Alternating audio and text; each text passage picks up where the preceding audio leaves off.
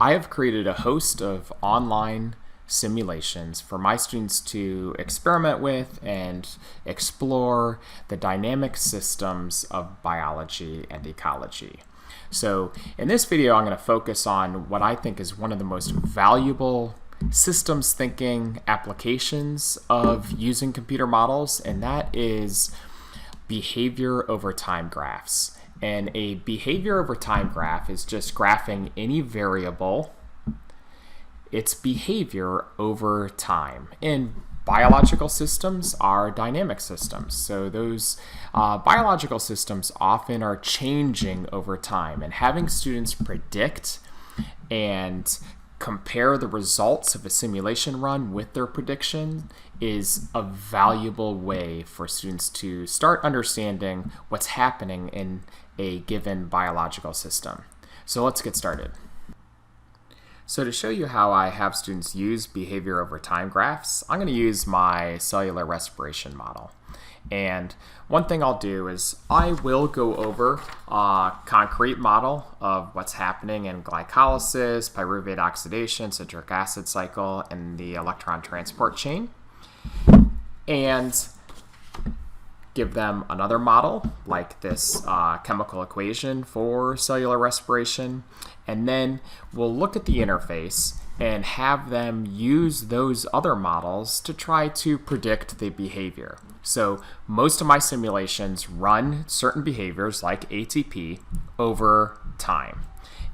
So this is what I might have them do, is have something like this, and on a whiteboard or notebooks or a worksheet, I'll then have them just graph out over time.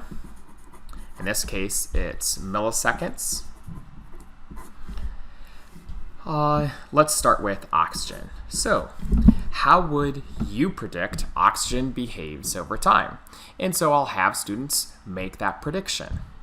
And this is an extremely valuable skill because what it does is it asks them to predict the behavior, so they have to have some kind of mental model of, well, what's happening? What's going to cause in cellular respiration the oxygen levels to change? Is it going to go up? Is it going to go down? And then try to have them explain those factors. Well, they're having to do this internally to try to come up with a behavior. And this is the pre-testing effect, right? So the pre-testing effect shows that if students just have to guess at an answer, they're going to learn more than if you just tell them the answer.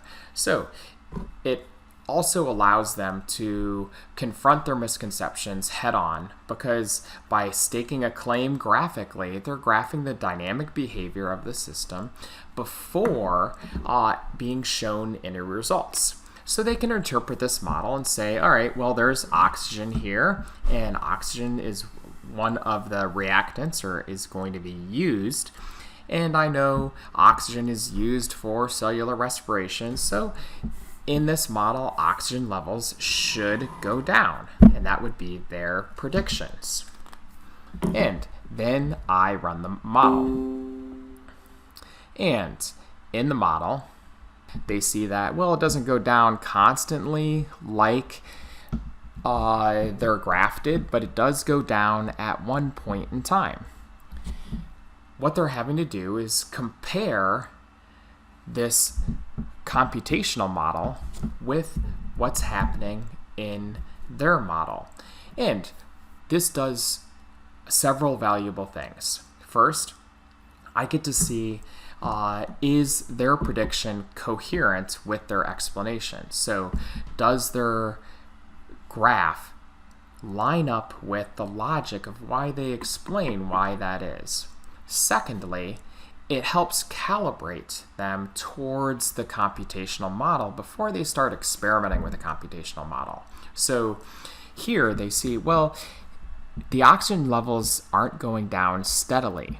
Now, in a real cell, they probably would go down steadily during cellular respiration. But in my model, we're just showing, or in my simulation, we're just showing a single cycle of cellular respiration.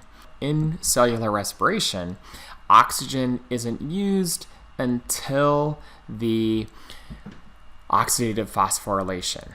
And so that's where this is going down.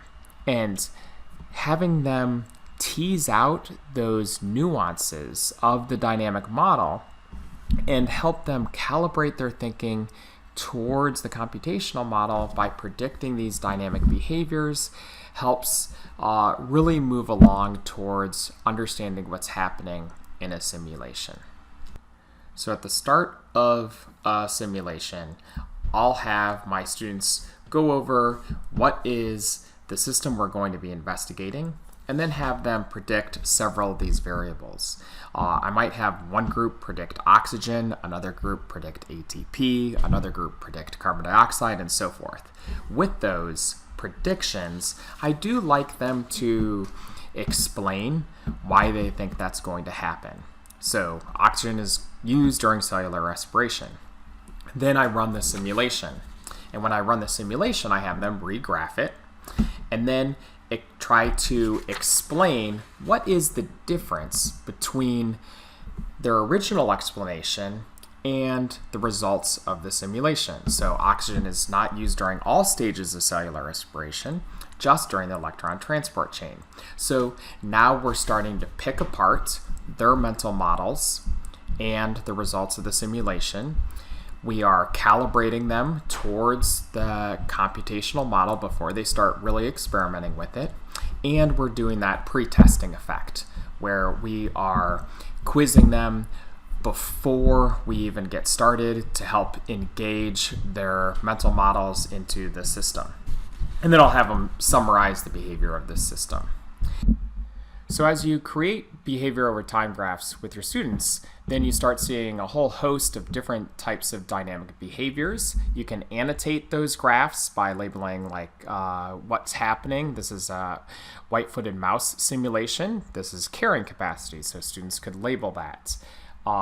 In addition to that, here's uterine contractions over time. And this is a positive feedback loop or another positive feedback loop, but with negative ramifications, is the vicious cycle of losing population size, loses reproductive success, and this can cause a vicious cycle or a extinction vortex. I have this for the greater prairie chicken.